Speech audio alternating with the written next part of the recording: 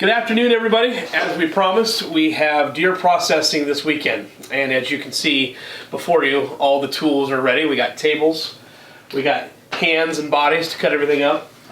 We got 5 deer that we're gonna try and get to today. I don't know if that's physically astronomically possible, but we're gonna do at least 3 for sure. So Corey's got a GoPro on right now. He's gonna be going back and forth in between the cooler, and he's actually doing a separate video than what we're doing in here. He's actually cutting carcasses up in there, and what he's gonna do is just bring them into us, break them down, as you can see right here. We'll start in table 1. We'll do it in 3 segments. We'll break down carcass here. We like to do steaks and burgers. Yep. So unless, the person's deer, they request something differently. But as a family, we take all the deer, we grind it all up, and we split the burger. The steaks are a different story, though, because steaks are earned. So steaks go home to where the deer came from as far as the person. So Corey's got a doe. He's going to take home his back straps today. We'll do that same thing for us. But getting off topic, we have 3 segments in here. And again, you can do this however you want. We are not the foremost authority on how to process a deer. We are self-taught, completely self-taught, and mostly also YouTube, like what we're doing right now. I mean, this is kind of like why we're doing this is because YouTube seriously has given us so much, and we have an opportunity to do the same for others. So keep that in mind when you're watching videos. We always love comments. We always love ideas, because you can never be better than what you are. You can always just keep looking for more. So Ephraim is helping us today. He's got a couple deer hanging in the cooler, which leads me to my next point. We have some values here at the farm, some moral values. One is which if you touch it, you eat it, and if you shoot it, you're going to skin it and you're going to cut it up. So there's no getting out of it. So we are from the pulling the trigger all the way to the end. That's your responsibility. So we believe it builds character. We also believe it builds intelligence. Who doesn't want to know how to do things on their own? That's at least how we approach it. So we'll have 3 tables here. Corey's going to keep bringing stuff in. I'll cut up into steaks over here, and this will be the hamburger table. And, of course, that's just a whole nother separate deal, hamburger. We're going to have plenty of it. But we'll do some highlights in and out, show certain cuts, how we grind, how we use our grinder. And then, of course, really, I think the most interesting part is cutting up a carcass. Mm-hmm. And Corey's already done 25 minutes of footage on that today already. So we'll have those videos at the beginning of the week next week, and we'll all be together cutting up. So for now, we're going to say goodbye because we're going to finish getting set up, and then we'll cut in a few places and give you some tips and look forward to talking to you. That's all from the homestead. Okay, so we're going to get started in here in the kitchen. A couple things that are kind of like foregone conclusions is food safety and safety of yourself. Really, when you're doing something like this, we always wash our hands well. We wear blue gloves, and I'm especially good at cutting my hand. So I wear a cut glove on my left hand. I would encourage you guys, if you're going to do that, if you're going to process at home, to do that. I mean, it's honestly, is there anything more important than your own safety? So we glove up, and I'll get this cut glove on underneath here eventually.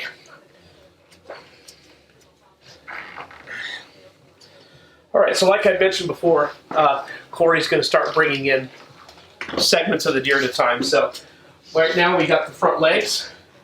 Front legs they're real easy. I mean, we're boning out, okay? We're going to bone stuff out, trim off all the fat, and then turn it into burger. But yeah. So what we have here on the front leg is he had a really good shot, but left a lot of clotting inside. I don't know if you can see that right there. Obviously, when it comes to cutting deer up or any animal, if it looks good, then you're going to be okay. But if it looks bad, you're going to get rid of it. So we're going to cut this part out. Just, kind of common sense things, but I feel like I need to cover that because, there was a time where things weren't so common sense for me too. And you kind of you got to learn. You got to learn by doing. And these deer have been hanging for 3 weeks, by the way. So they are as tender as you could possibly get. And that's the way we like it. We like to age our meats here. Another thing too that we invested in this year that we haven't in the past is we invested in good quality boning knives or skinny knives. These were actually a nice gift from Corey. He bought one for me. It's just a Victorinox I don't know if there's a model number on here. Swiss made, of course, but as you can see, the curvature is perfect for getting around bones, flexible enough to get underneath them, and holds a real good edge. So that's another really important thing when you start setting up and thinking about doing things like this on your own. It really makes the difference. Also, another thing that I will say is we are very much a waste not, want not family, because we know the value of what we're doing. But it's also important for you to remember that this waste bucket, at times, you may have more waste in here than you do burger. And it really just all depends on whether you're cutting front legs, rear legs, rib cage, whatever it is, because again, the quality of the venison is how much time you put into it now. So our deer are very fat this year. Even the bucks we had have just a layer of fat like I've never seen before, which means a cold winter, and that's not good. But the point of what I'm trying to say is waste not, want not, but be careful about how much you waste, okay? Take the extra effort to trim every piece of meat. Because, again, what's given to you we don't think should be wasted. So just take your time with it, and over time, you'll begin to get a feel for pieces of meat that are good for you to grind and some that are not.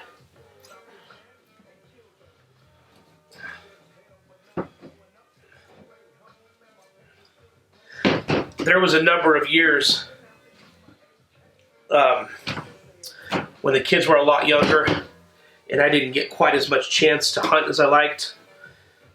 But when I did hunt, I would always just take my deer to the processor, because at that point in time it wasn't feasible in my mind to spend so much time doing this. Now, I'm going to tell you everything that's wrong with that statement. If you got time to go hunting, in our opinion, you got time to do it right. Now, that doesn't apply to everybody, so that is certainly not what I mean by that. However, we do believe that having your due diligence with the animal, cleaning the carcass clean, taking advantage of everything that's been given is important to the success not only of your hunting, but of your family. I mean, that's just the way we look at it. Call it good karma, if you will, but we're very big on that as well. Oops, sorry. I'm going to cut this out. This is the bullet wound right here. That's out. Pretty sure this will be okay still. Okay. I need to get a new knife like this. Oh, those are nice. Yeah, those little charades.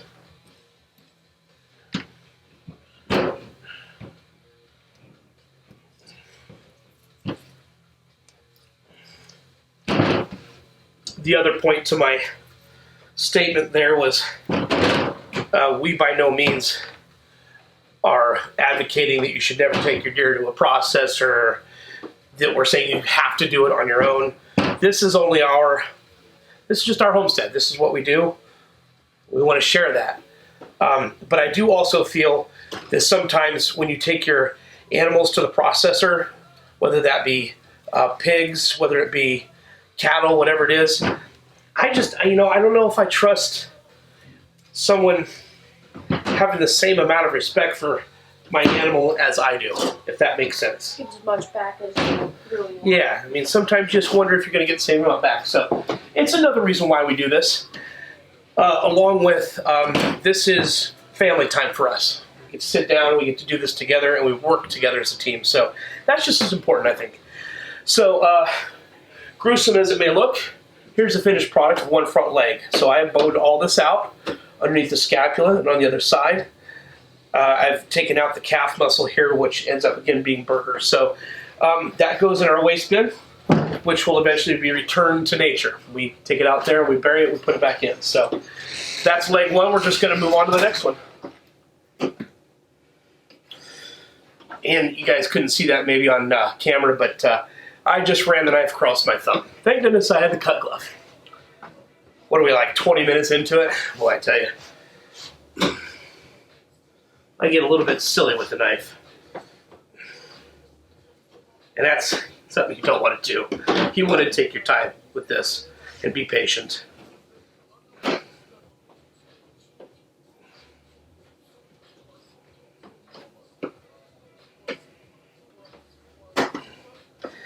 We've been talking a lot about something that we haven't really shown. It's called silver skin, and it is just like it sounds like.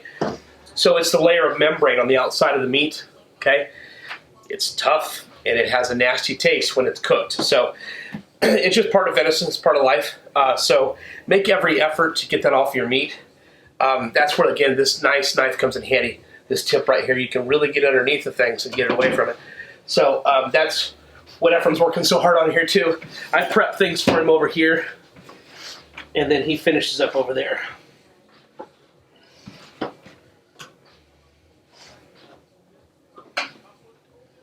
Hey, Dad. Mm-hmm. This stuff that was like blood clotted. Yeah. It's kind of hard. Do you want me to save that? Well, let me see it. Just like that. There. Oh wow.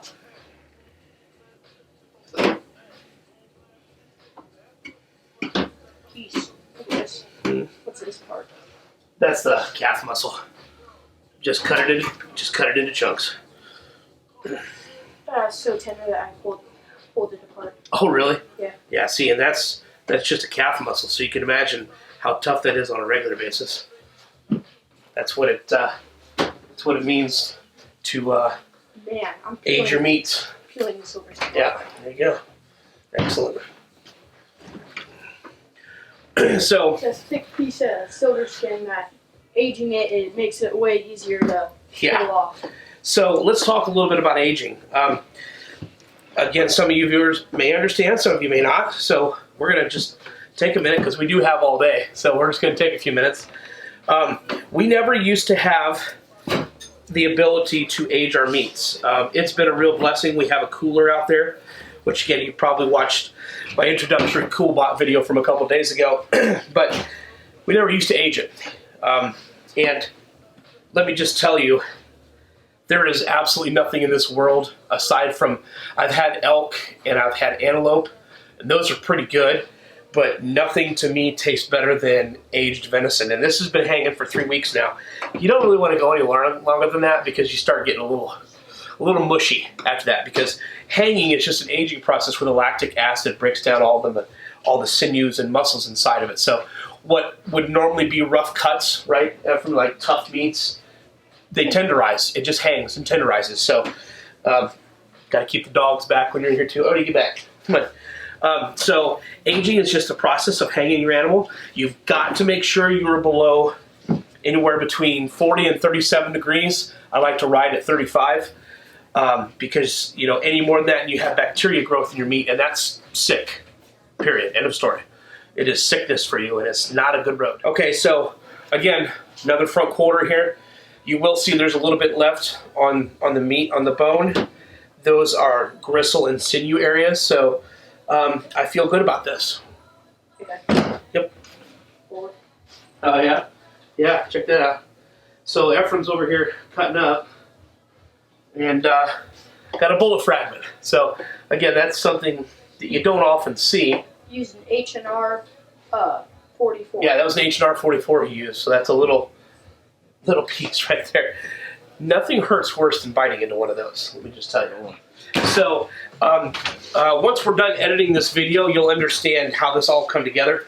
Corey is like a premium carcass cleaner, okay? So we are cutting up what he brings us, but the back straps I was talking to you about, the loins, this is a full loin. This is off a pretty decent, a medium-sized doe. This is one full loin right here. We're gonna clean this up, and as you can see, the steaks inside of there. I don't know how well you can see that, but you can see those steaks, okay?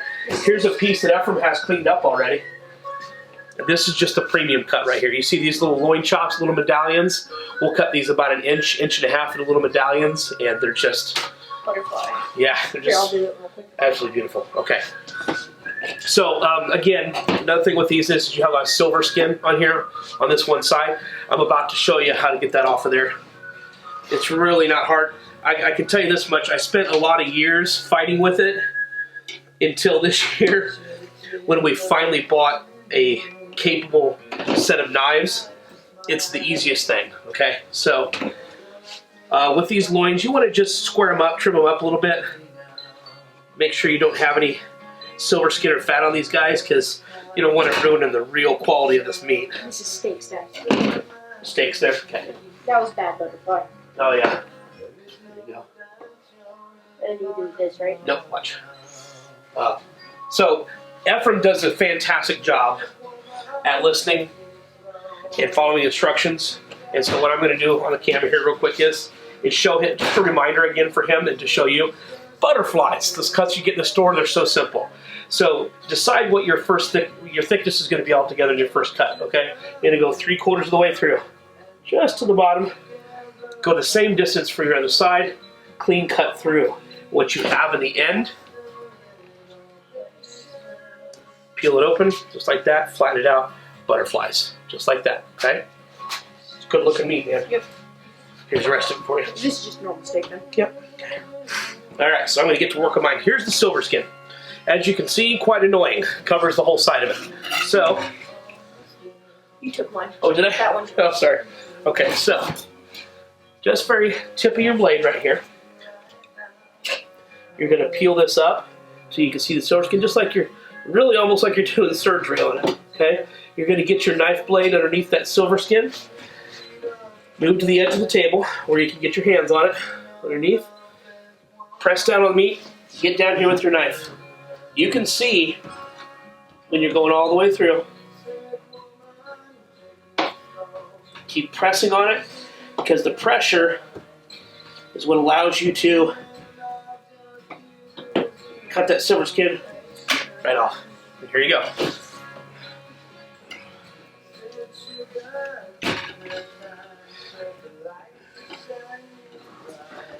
Cut right off.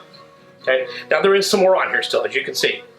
And the reason for that is my knife blade was not long enough. So I will come over here and just get underneath of it very gently, like this, and peel it back. Finish peeling it. And what you've got left is premium venison. Well, that was terrible. That would not go so well. Nope. This one was way different. Okay, now you can see I now have my loin. I do have a few areas that we're still going to clean up on it. These edges right here, believe it or not, that affects flavor. And we do take our time with our loins. So I'm going to switch knives here. Go over to this guy.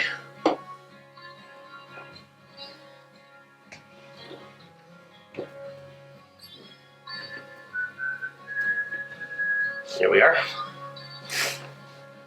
There goes there. And now I'm just going to put these in little medallions, I think, this time. So just simple cuts. Whatever thickness you want in your pan. Little medallions, just like this. You can see the thickness. My family is steak and burger eaters. So believe me when I tell you that when they find out I'm cooking medallions, they come a-running. So around here you get in line and eat, otherwise you lose out.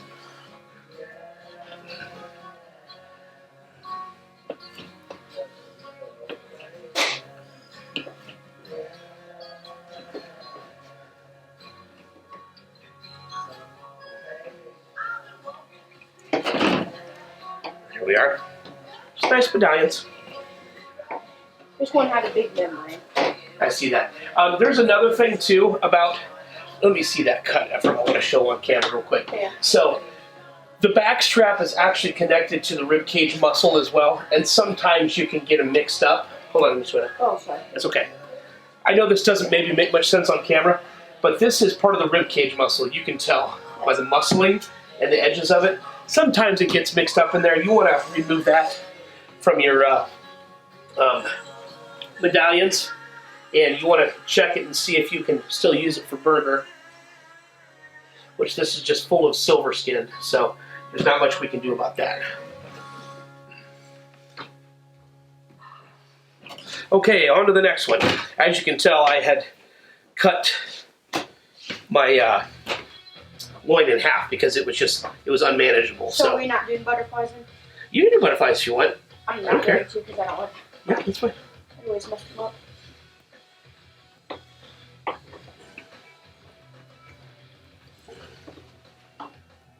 Okay, maybe you can see that on camera, but that's the piece that comes off. See how that cleanly comes off of there? How that separates here.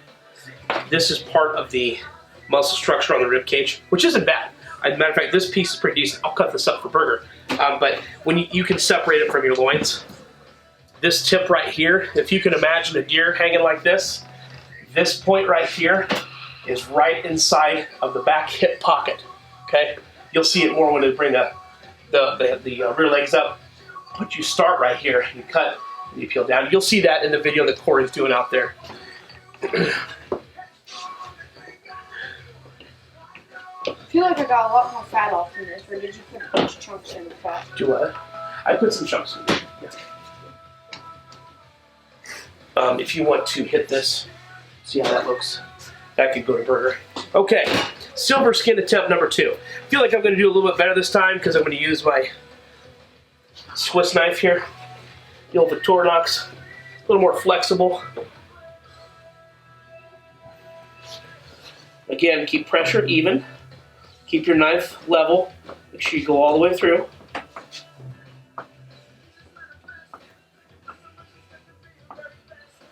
All right, let's see what we got. Oh, beautiful. Got a little on that side to do still, but as you can see, no waste on that. That silver skin off.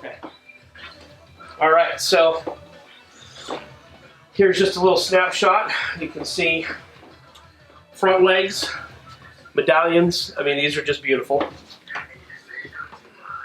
And this is just off the front legs. We've got probably 15, 20 pounds of meat here. And now, like I said, the rear legs are coming, and that's where all the meat is. Also, too, I might add, Corey, you'll see, he'll patch in some videos of him out there in the cooler. He has already stripped down the rib cage. I mean, you know, there's a lot of good meat in between there. I mean, that's where good ribs come from, right, on the grill. So he stripped all of that. He has that in piles for us to clean that up, too. So there's a tremendous amount of burger that comes from a deer. You just got to process it right, people. And believe me, Ephraim, if we did this even a year ago, I'd say even a year ago, this would have taken us twice as long. Yeah. We put together a system. We've got tables set up the way we want them. We have people doing certain jobs, breaking everything down. You're not clamoring all over each other, and you're working together as a family. So I like this the most, being able to work with family. So.